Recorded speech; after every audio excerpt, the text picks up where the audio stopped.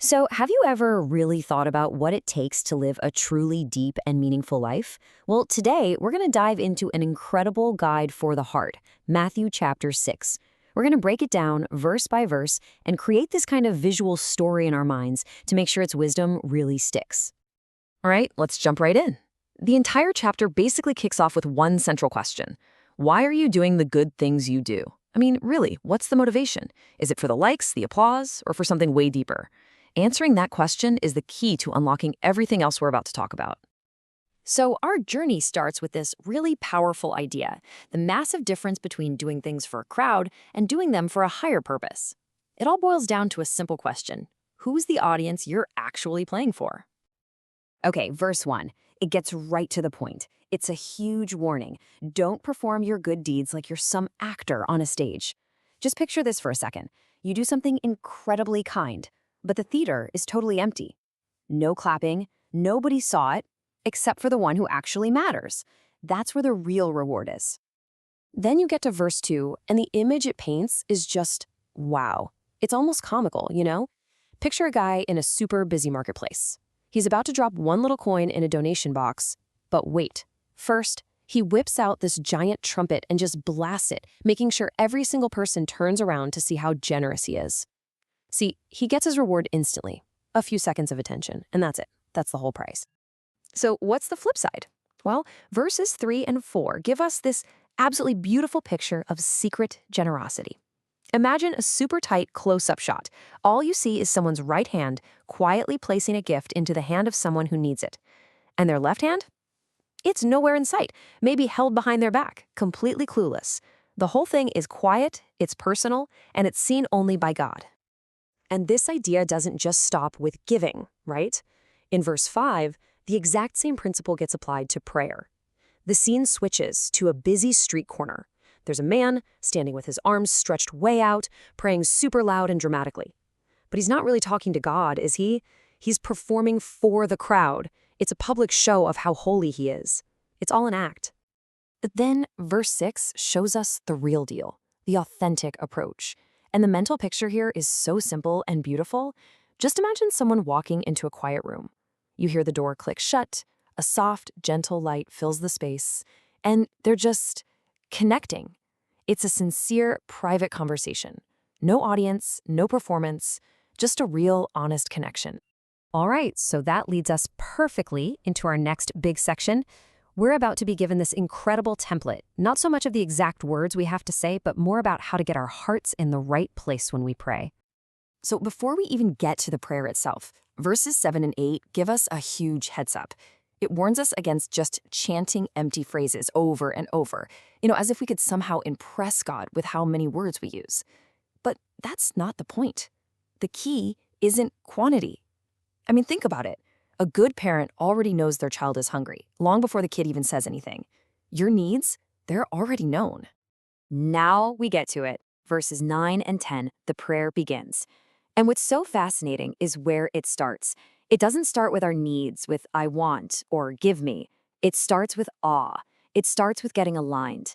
To really picture this, imagine a camera zooming way out from Earth, revealing a breathtaking, massive galaxy. Then it zooms right back in to show a time lapse of a sunrise over a peaceful world. It's all about getting the big picture right from the very start. Then, in verses 11 and 12, the focus shifts to our needs, both the stuff we can touch and the stuff we can't. The visual here is like a two-part scene. First, you see a single, simple loaf of bread. That's our basic daily needs. But then, watch as that loaf transforms into an image of heavy iron chains around someone's wrists. And those chains suddenly shatter into 1,000 pieces of light. It's this powerful reminder that our need for food is just as real as our need for freedom through forgiveness. And then comes verse 13. This part is a plea, a request for guidance and protection. Imagine you're walking on this narrow, brightly lit path, and on either side, in the total darkness, you can just make out these shadowy hands reaching out, trying to pull you off course. This prayer is like asking for a shield of light to keep you safe on that path. And just to make sure we really get how important forgiveness is, verses 14 and 15 circle back and drive the point home. The message is crystal clear. Our ability to receive forgiveness is directly tied to our willingness to give it away. Picture a locked gate. The key that unlocks it for you, it's the exact same key you have to use to unlock it for other people. It's a two-way street, no way around it. This brings us right to the core of it all, the command center of our inner world. This section is all about where we place our value, where we focus our attention, and, when it comes right down to it, where we pledge our ultimate loyalty. Verses 19 and 20 lay out a choice, and it couldn't be more black and white. To really see it, imagine a split screen. On the left side, there's a pile of gold coins and fancy clothes, but they're covered in rust and you can literally see moths eating them. They're decaying right in front of you. Now look to the right side.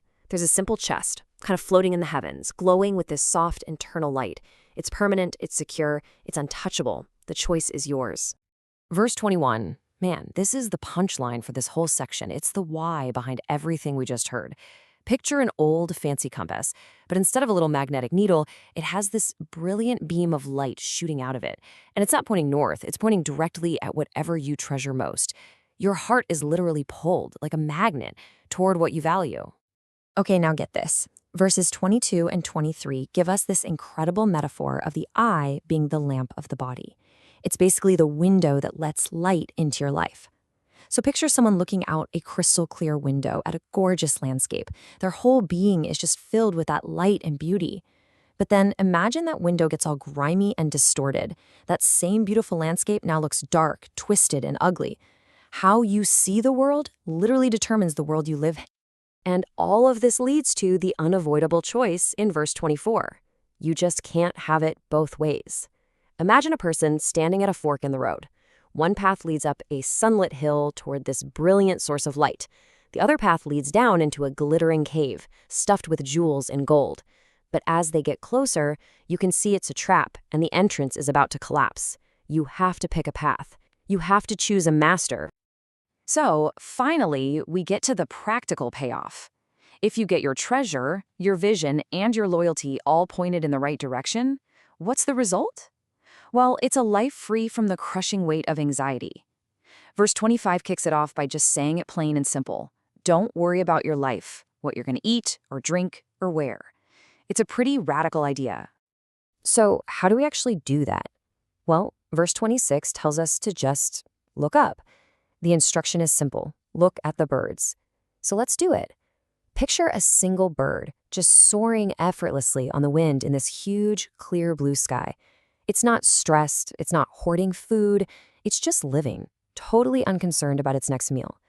It's this incredible image of pure trust. Then verse 27 hits you with this super logical, almost mathematical question about how useless worry is. It asks, who among you by worrying can add a single hour to your life? And this slide just perfectly illustrates the answer. 0.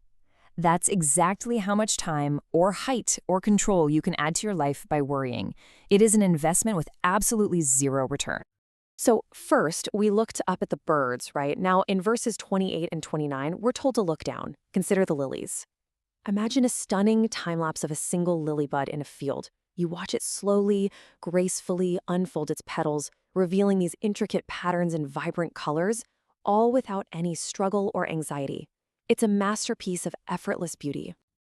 Okay, so if we're not supposed to worry and chase after all this stuff, what are we supposed to do? Well, verse 33 gives us the secret formula. It's the grand priority shift. Picture someone running around frantically, trying to catch dozens of butterflies. They're exhausted and they can't catch a single one. Then they stop, and instead they plant a beautiful flower. And soon enough, all the butterflies just come and land on it peacefully. Seek the source, not the results, and the results will come to you. And that brings us to the final verse, verse 34, which is a profound instruction on how to live right here, right now. The mental image is simple. It's a calendar page. But only the square for today is in sharp, crystal clear focus. All the days that follow are just a blur. You only have the strength you need for today's challenges. So let me leave you with this. What is one tomorrow worry that you could choose to let go of right now and just decide to trust for today?